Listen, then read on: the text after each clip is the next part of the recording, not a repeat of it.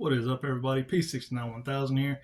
Long time no see. It is almost Christmas. It's the 23rd of December as of me making this video. And I thought, well, what a great time to make a nice, fun Christmas cryptids video. So without further ado, let's get into it. The Yule Cat.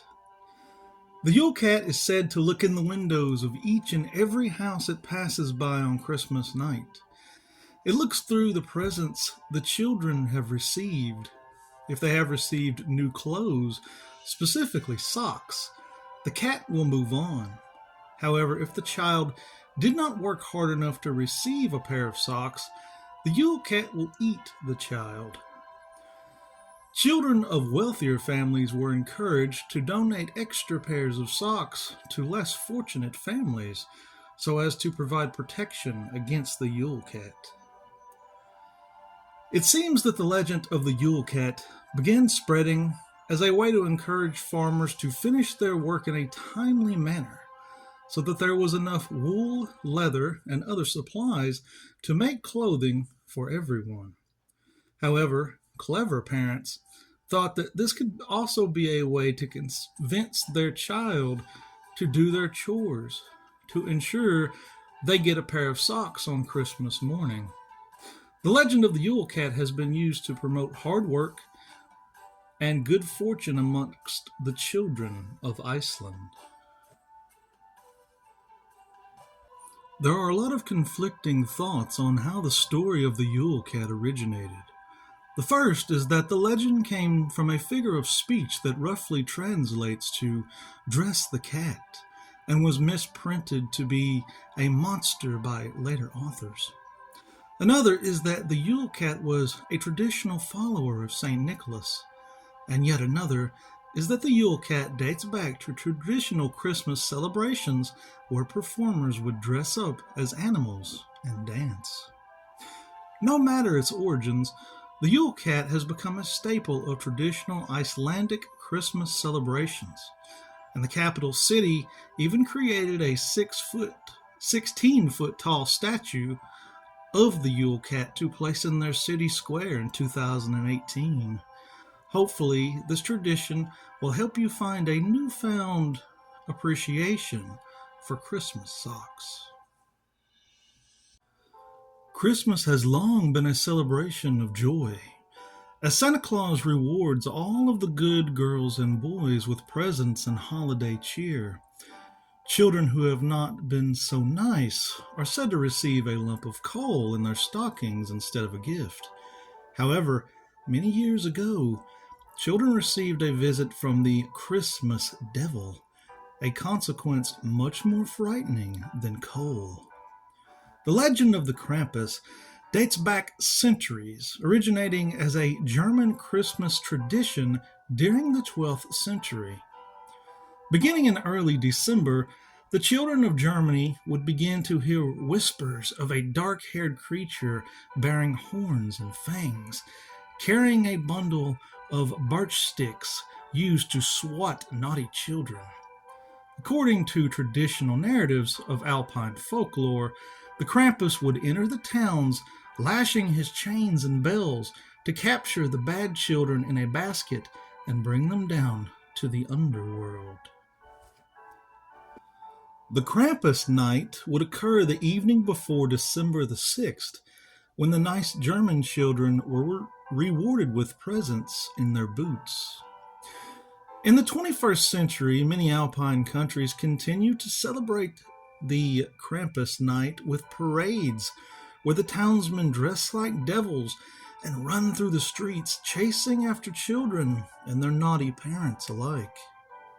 More recently, the legend of Krampus has gained popularity in America, with Krampus festivals held across the country in Los Angeles, Philadelphia, and New York City.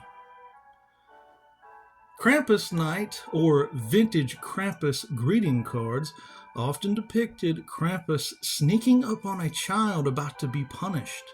These cards often read, "Greetings from the Krampus." So this holiday season, when someone greets you with Merry Christmas, feel free to respond with Merry Christmas to you, and may the Krampus not take your child away in a basket.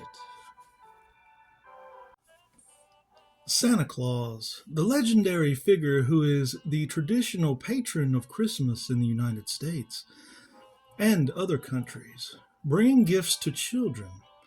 His popular image is based on traditions associated with Saint Nicholas, a 4th century Christian saint who is typically depicted in red bishop's robes. The Dutch are credited with transporting the legend of Saint Nicholas to New Amsterdam, which we now know as New York City, along with the custom of giving gifts and sweets to children on his feast day, December the 6th, also known as St. Nicholas Day. Father Christmas fills the role in many European countries. The current depiction of Santa Claus is based on images drawn by cartoonist Thomas Nast for Harper's Weekly beginning in 1863. Nast's Santa owed much to the description given in the poem A Visit from St. Nicholas, also known as Was the Night Before Christmas. First published in 1823. The image was further defined by the popular Santa Claus advertisements created for the Coca-Cola Company from 1931 by illustrator Haddon Sundblom. Sundblom's Santa was a portly white bearded gentleman dressed in a red suit with a black belt and white fur trim, black boots, and a soft red cap. Santa Claus is said to live at the North Pole with his wife, Mrs. Claus, where he spends the year making toys with the help of his elves. There he receives letters from children asking for Christmas gifts. On Christmas Eve, he loads his sleigh with toys and flies around the world, drawn by 8 reindeer. Stopping at each child's house, he slides down the chimney and leaves the gifts, refreshing himself with the milk and cookies left for him by the household's children. To those who read Marvel Comics, Santa Claus is known as the legendary being who somehow delivers gifts to children around the world for Christmas Day. The folklore figure has taken on many forms throughout media across different cultures. Among those, marketing firms in Hollywood provide the most recognizable images of Santa Claus. However, the Marvel Universe has a specific explanation for how Santa delivers gifts worldwide in a single night. He's actually a mutant. The X-Men's mutant detection Cerebro once determined that Santa was the most powerful Omega-level mutant to have ever existed.